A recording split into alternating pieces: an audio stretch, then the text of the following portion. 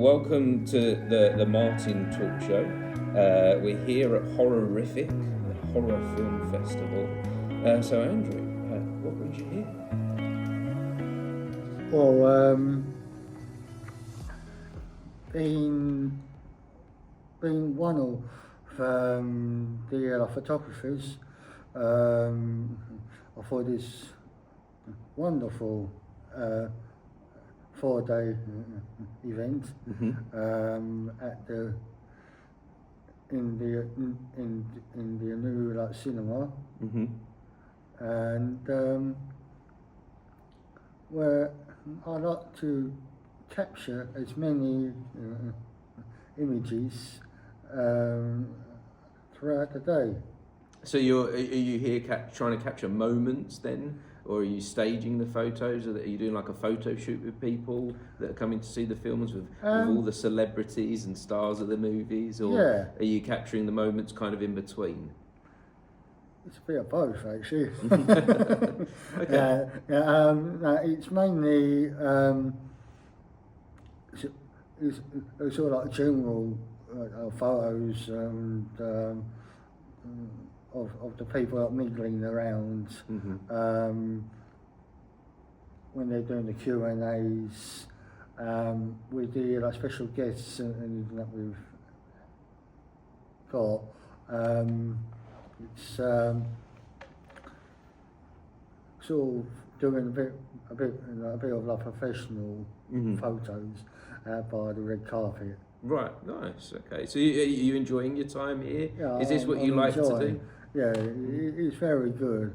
I was here last year, but I wasn't here doing the official photos. So this year it's been really great. Wonderful. And the work that Spencer is doing. Yes. Perfect. Tell me a little bit about the work Spencer's doing then. He's well, for people that don't know Spencer, he actually gives his heart to doing these art festivals and admire this cinema. So Spencer's the manager and the organizer of this event that we're at, this film festival. That's correct. And he also manages the cinema here, and he's trying to revamp this place, to bring it back and give it some new life, because it's on its last legs, isn't it? It is, yeah.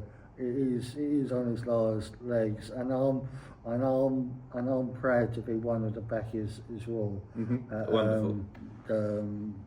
Of this wonderful project.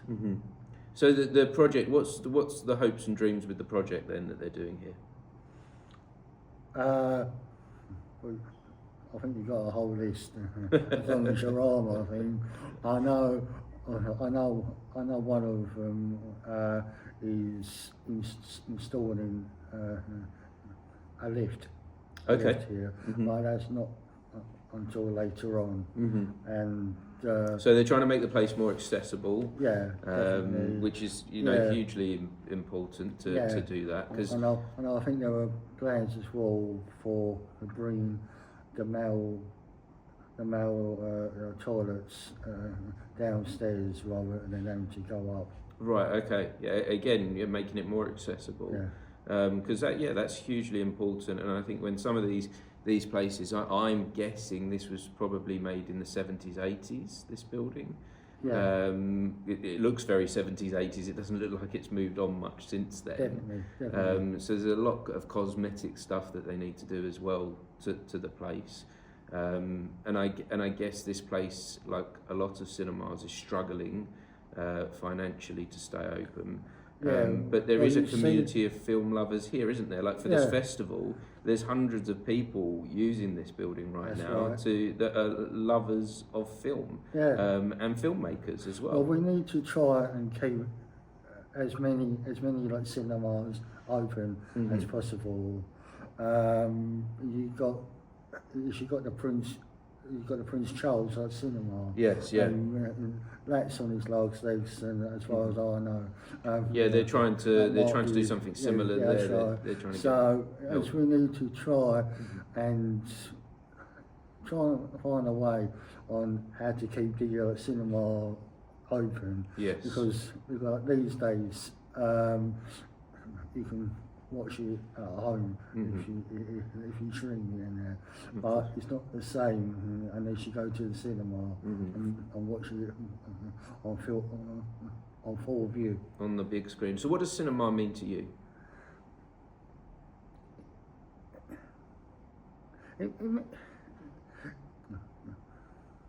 In a way, it's actually when you go to the cinema, you get the full view, and depending what kind of cinema that you go to as well, you tend to get a real good sound. Yes. From either side of the room.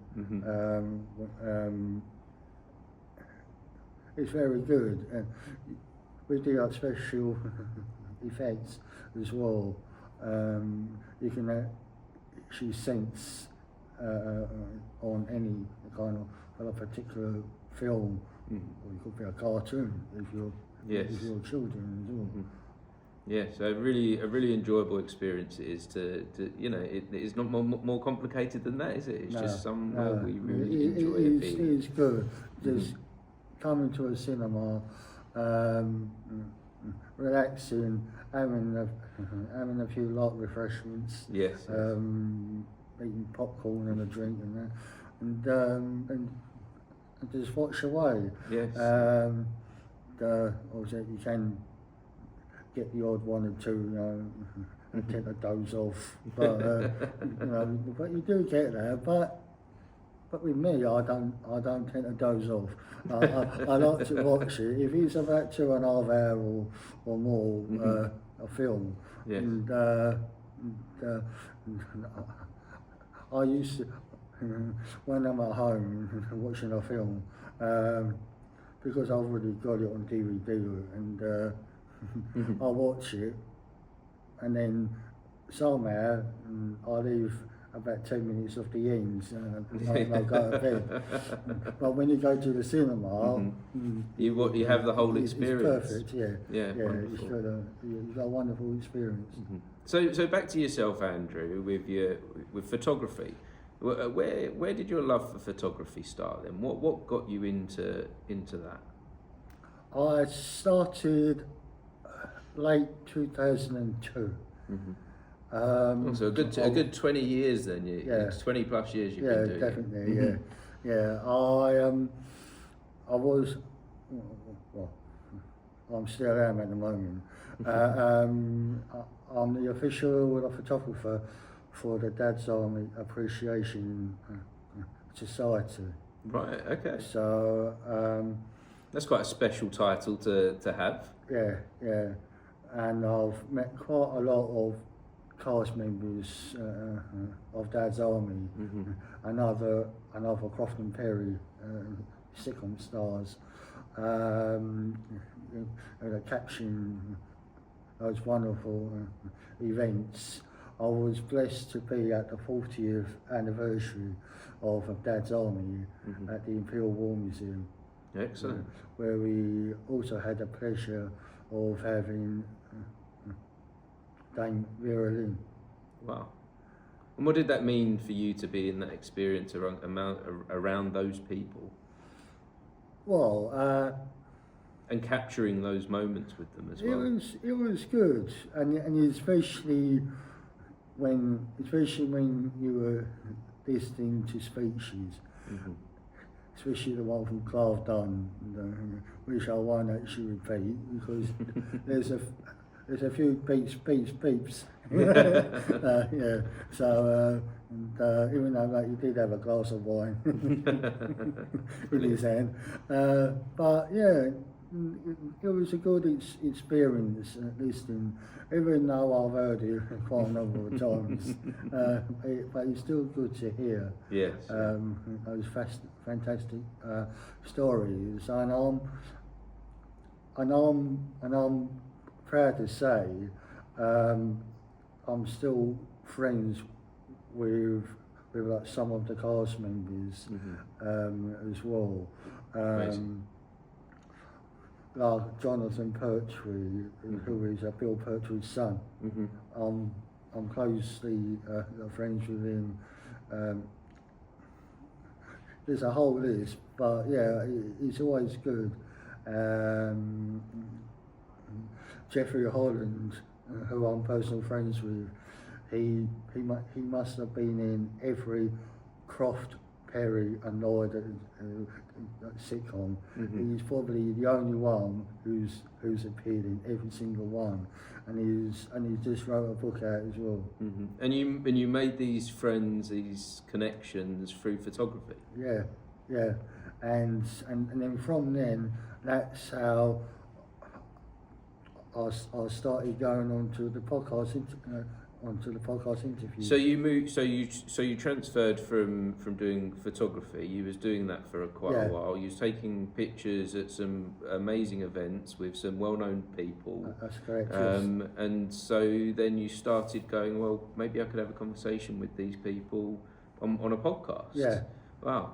So where was the transition there? Was it just a spark of an idea? It was, yeah. There was really two guys who did a Dad's Army podcast. They do quite a number of episodes, but then it seemed to have had stopped. Yes, yeah. And I knew that there was something missing. Did you feel like there was more questions yet to be answered? Definitely, yeah. So rather than doing just like Dad's Army, I thought I'll cover everything. So going from when you say everything, do you mean in entertainment? No, or literally every subject. So rather than just like Dad's Army interviews, I'll do everything. So Croft, Perry and Lloyd. So that's why I'll call it a Croft and Perry podcast. Croft and Perry podcast. Yeah. So that's why I interview everyone, and that's including Dad's Army. Yes, yeah. So how long have you been doing the podcast for then? Well, this particular one, it's been quite a while. I went silent for the past few years, but then I managed to bring it back up again. Right. And okay. I'm still doing quite a lot of rare ones now. So tell me a little bit more about that silent time then. So you've done a few episodes of the podcast. You're working hard on it. You're creating these episodes. What caused you to go silent? I think it's because I didn't exactly get anywhere with the agents, because most of the time you got to go through the agents, and it's your personal friends with the guest. So you would find it difficult to get guests on the show to talk to definitely, them? especially if they're doing it for free. Yes. Yeah, because a lot of people that I interview do it for love. And there's, I assume, there's a lot of people that want payment for sitting down. Yeah, and I've done a few things. I've paid for a few guests with like very little amount because I don't have any funding in that, but it all comes out of my own pocket. Yes. But at the end of the day, I'm not doing it just for me. I'm doing it for everyone. Yes, yeah. Yeah, I think that's the thing when we're sharing these. Podcasting is a sharing of ideas of stories, and it's hard to put a price on that, really, isn't it? It's hard to say, of course someone's time is valuable, and artists have to protect themselves by bringing in an income for what they do.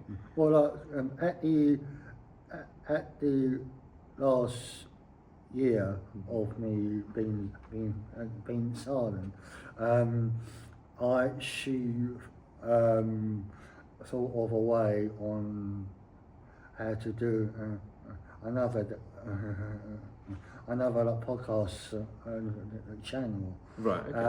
I know there's quite a number of podcast channels interviewing guests from TV and film, and so I've managed to like create another podcast like channel. So that was the restart. Was a new channel. That was the restart. Did you do things in a different way? Perry podcast, right? But now I've also like created a new one. A new one. And so, how did you get over that thing of guests wanting payment to be on your podcast? How did you get past that? I didn't. Right. Okay. But you've still continued to move forward and make more episodes. What I do is when I send an email off to the agent, asking for their client if they want to be interviewed. I explain in the email what interview it is, why I'll put a link to the previous podcast interviews that I've done, so they can watch. So they can see some credibility in what you do. Yes. What will be mentioned. And so, kind of, what kind of things do you talk about? What kind of questions do you give your guests? It depends on the character or the type of person. If you're an actor, the usual questions would be your name and your character. How did you get into acting? How did you get cast? Yes, yeah. Did you get cast as your original character, or did you go for someone else? Talking about your scenes, costume and makeup. If they did any like stunts, I mean, did they do your own stunts, or was it done by someone else? Right. Yeah. So, and at the end of it, well, I always ask, what do you do now, and have you got any upcoming projects, and also if they got anything that they wish to plug. Right, okay. Yeah, of course. Yeah, because it's a great opportunity. A podcast is a great opportunity to do some promotion. That's right. Isn't it? So what do you get out of podcasting? What's in it for you? What I do is quite a lot of the time as well, and I get to meet the guest as well. I've got a lot of like signed autographs, like spare ones, that I sell, and half of the proceeds goes towards the charities. Amazing. So you're finding a way to give back through your podcast. That's right. Yeah. Wow. Yeah. So it's not just about me, as I keep saying. I like to try and play my part in giving something back. Because you never know, at the end of the day, we might need the charities, the charities that support. Yeah, so you're through the podcast, you're finding a way to support and help charities, and that's a remarkable place and position to be in, really, isn't it? It's a really kind thing to do, because you don't have to do that, do you? No one's forcing you to do that. So what drives you in to do that with the podcast? What is it what's guiding you in that direction? I don't know, really. That's a good question. I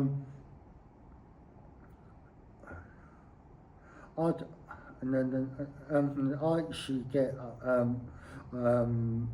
wouldn't say a kick, but I'll get such a good joy in doing the podcast, and I think it's fantastic. Mm-hmm. With the new podcast that I've not long ago created, a lot of my followers really like the interviews that I do, especially when I'm putting on events as well. Great. Well, I think the thing with podcasts is I'm personally always encouraging people to start a podcast. And lots of people come up to me and they go, "Oh, I've got a good idea for a podcast." The first thing that comes out of my mouth is, "Do it. Do it today. Start it." I think it's one of the greatest things that I've ever done for human connection, for making friends. It's enhanced my quality of life, all through sitting down and having a conversation on purpose. And it's also good as well. And speaking to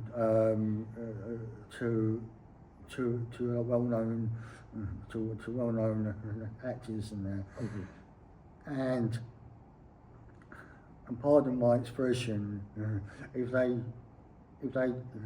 do pass away, we've actually got that special memory. Yes. And so you've got the memory on what they had worked on. You're helping cement a piece of history, aren't you? That's right. I've also considered that myself. I went to Edinburgh last year, and they have a museum called the People's Voice. And years ago, people used to sit down and write down their life stories, and they're all collected in this museum. Thousands of people's history, and it's all in writing, and it's there. But we're in a new age now where we can literally collect people's voices. We can collect the sound of what they sounded like, and we can hear their story and their journey, and it can be shared and kept for the rest of time now, in a digital format. So we're in a really unique space, and I often wonder, do other podcasters realise the importance of what they're doing? And I'm really pleased to hear that you do, that you understand the importance of collecting those voices and those stories. That's correct, yeah. That's correct, yeah. That fills me with a sense of I want to say kind of like inspiration, and that I've got from you there. I'm not sure if inspiration is the right word I'm looking for here, but I'm very pleased to hear that you understand that as well, because I haven't come across anyone else that does podcast and have mentioned the same thought that's crossed my mind. So that's really great, Andrew. So you also mentioned that you do events from the is that from the podcasting? Yeah, I am on my second podcast, and TV on Film on Podcast UK.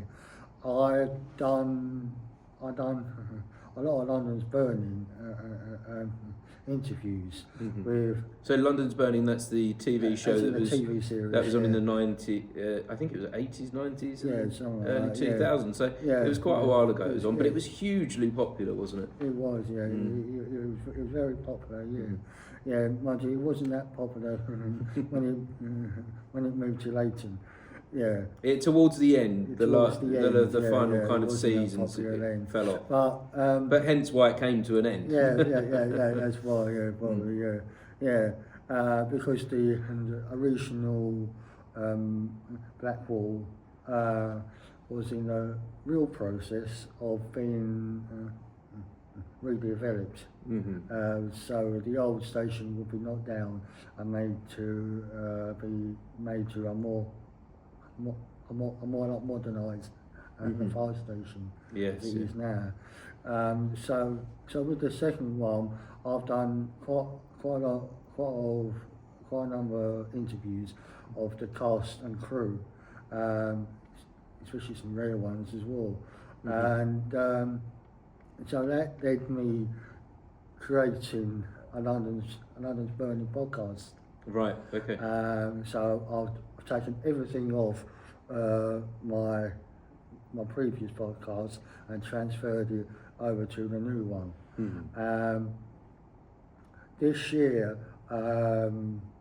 this will, well, actually next month, April, it'll be my 4th reunion and that I'm organising, where I've invited some rare guests attending, quite like fans to meet, and it's been fascinating. They like the second one, which was at Dockhead Fire Station in the newly refurbished station. I actually helped the London Fire Brigade. So the firefighters from the fire station, I managed to help them get some guests in as well, and Right. it was open to the public as well. Great. It sounds like you're doing some amazing things, Andrew. I'm really impressed. Ever since I set up the London's Burning and doing events, there's been nothing about London's Burning. You got events for the Sweeney. You got the bill, but there's nothing going on about London's Burning. And I thought I'm going to do something. You're going to do it, and you did it. And I did it, and I'm still going. Great. So how's this? What kind of quality of life is this giving you then, Andrew? Through podcasting, through photography, through creating events. I do get some life, yeah. Obviously, I do have a full-time job as well. So this is all kind of like hobby for you. This is your passion. Well, the podcast is, yeah. I do quite a number of like paid like photo work as well. But if it's for charity, I actually do it for nothing. Yes, yeah. An opportunity to give back doesn't have to necessarily just be. That's right. It doesn't have to just be through money, does it? It can That's also right. be helping out with your skills and your talents as well. Yeah, obviously you got to be careful because of your financial and all that kind of stuff. So you have to look after yourself. Make sure that you're not out of pocket. Yes, you have to look after yourself, Yeah, because right. otherwise you won't be in a position to look after That's others. right. Yeah. Well, thank you so much for sharing, Andrew. Thank you very much. I truly Thank do you. appreciate it. Just one final question for you then. Have you any hopes and dreams for your future with your podcasting? Where do you see that going in the future? Well, for the London's Burning, I'm in the process of doing a book. I've done over 65 interviews and still going. So I've really spent about a year and a half like trying to do the book, because I'm trying to get the guests to approve the transcripts is like waiting for paint to dry.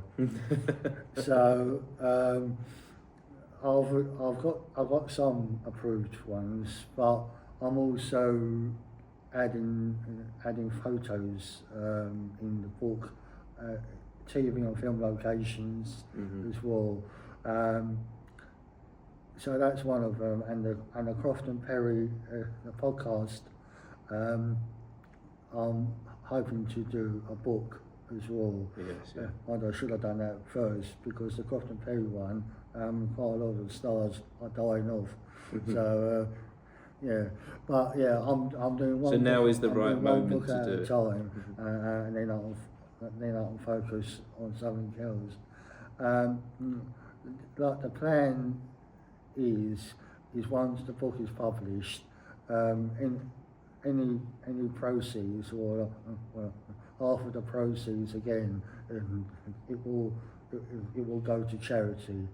So if it's the London's Burning book, it will go towards the firefighters, so at charity. Amazing. So You're doing some really amazing stuff. Because It's impressive. yeah, I like the work that they do, and I've really